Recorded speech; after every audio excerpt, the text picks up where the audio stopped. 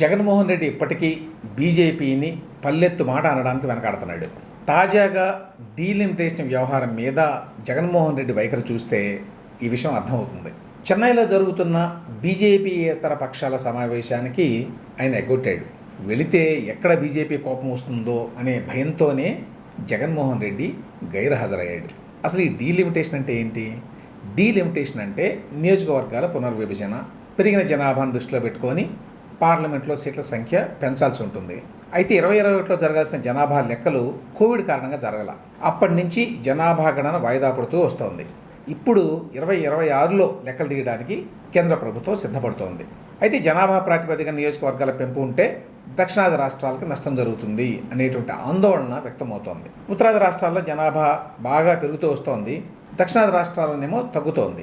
ఉత్తరాదితో compare చేస్తే దక్షిణాదిలో కుటుంబ నియంత్రణ విధానాలు బాగా సక్సెస్ అయినాయి. ఈ నేపథ్యంలో నియోజకవర్గాల పునర్విభజనని బీజేపీ తనకి అనుకూలంగా మలుచుకుంటుందని ఈ బీజేపీయేతర పార్టీలు అనుమానిస్తున్నాయి. ఈ అంశం మీద తమిళనాడులో అధికారంలో ఉన్న డిఎంకే పార్టీ, ఆ పార్టీ నాయకుడు స్టాలిన్ ఒక సమావేశాన్ని ఏర్పాటు చేశారు డీలిమిటేషన్ మీద.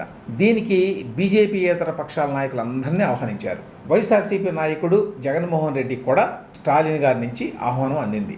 స్టాలిన్ తరఫున మంత్రి ఈవి వేలు తాడేపల్లి వచ్చి మరి జగన్మోహన్ రెడ్డి గారిని ఆహ్వానించారు. ఆ సమావేశం చెన్నైలో ఇవాళ అంటే శనివారం నాడు జరిగింది. కానీ జగన్మోహన్ రెడ్డి ఈ సమావేశానికి డుమ్మా కొట్టారు. జగన్ ప్రస్తుతం ఏమీ అంత బిజీగా లేడు, ఆయన దగ్గర బోల్డ్ అంత టైం ఉంది. దానికి తోడు ఎన్డీఏతర పక్షాలతోటి సాన్నిహిత్యాన్ని పెంచుకునేటువంటి అవకాశం దొరుకుతుంది ఈ సమావేశానికి వెళితే. టీడీపీ ఇప్పుడు ఎన్డీఏలో ఉండటం వల్ల జగన్కు ఉన్న ఏకైక మార్గం బీజేపీయేతర పక్షాలతోటి స్నేహం చేసుకోవడమే. జగన్కి సన్నిహితుడైన కేటీఆర్ కూడా ఈ సమావేశంలో అటెండ్ కావడానికి చెన్నై వెళ్ళాడు. అయినా జగన్మోహన్ రెడ్డి వెళ్ళకపోవడానికి ఏంటి? బీజేపీ పెద్దలకి కోపం వస్తుందేమోనన్న భయమే అనేది స్పష్టం. అంటే ఇప్పటికీ బీజేపీ నాయకత్వానికి ఆగ్రహం తెప్పించేటువంటి పనులేవి చేయడానికి జగన్మోహన్ రెడ్డి గారు సిద్ధంగా లేడు అని చెప్పి అర్థమవుతుంది. కొంతకాలం కిందట కూటమి ప్రభుత్వం మా పార్టీ నాయకులు కార్యకర్తల మీద హింసాకాండ చేస్తోంది, అరాచకాలు చేస్తోంది అని చెప్పి ఢిల్లీలో జగన్మోహన్ రెడ్డి ఒక ఈవెంట్ని పెట్టి బీజేపీయేతర నాయకుల్ని పిలిచాడు. అంటే సమాజ్వాదీ పార్టీ, శివసేన, అట్లాగే తృణమూల్ కాంగ్రెస్, ఏఐడిఎంకే, ఇట్లా చాలా మంది బీజేపీయేతర పార్టీల నాయకులు ఈ ఈవెంట్కి వచ్చి సంఘీభావాన్ని తెలిపారు.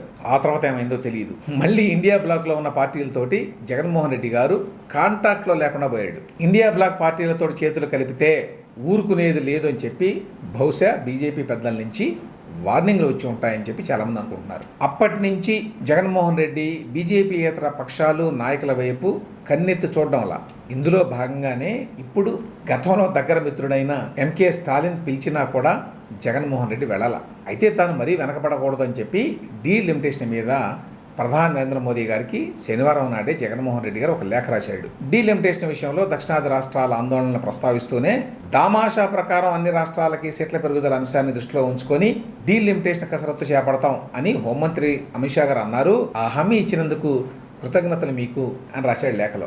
ఈ విషయంలో ప్రధానిగా మీ నాయకత్వం, మీ మార్గనిర్దేశం చాలా ముఖ్యం అని కూడా నరేంద్ర మోదీకి రాసిన లేఖలో జగన్మోహన్ రెడ్డి గారు పేర్కొన్నాడు. కన్ఫరంటేషనల్ టోన్తో కాకుండా కన్సీలియేటరీ అప్రోచ్ తోటి జగన్మోహన్ రెడ్డి రాసిన లేఖని. స్టాలిన్ గారి సమావేశంలో తీర్మానాలు ఈ విషయంలో చాలా గట్టిగానే డిమాండ్లు చేస్తాయి. అందుకే బహుశా జగన్ ఆ సమావేశంలో భాగస్వామి కాలేదు. వైవి సుబ్బారెడ్డి గారి చేత ఈ లేఖ సారాంశాన్ని డిఎంకే పార్టీకి పంపించామంటూ మరి వైసీపీ వారు ఇప్పుడు చేతులు దులుపుకున్నారు. దీన్ని బట్టి జగన్మోహన్ రెడ్డికి బీజేపీకి సంబంధ బాంధవ్యాలు తెర వెనుక ఇప్పటికీ బాగానే సాగుతున్నాయి అని చెప్పక తప్పదు.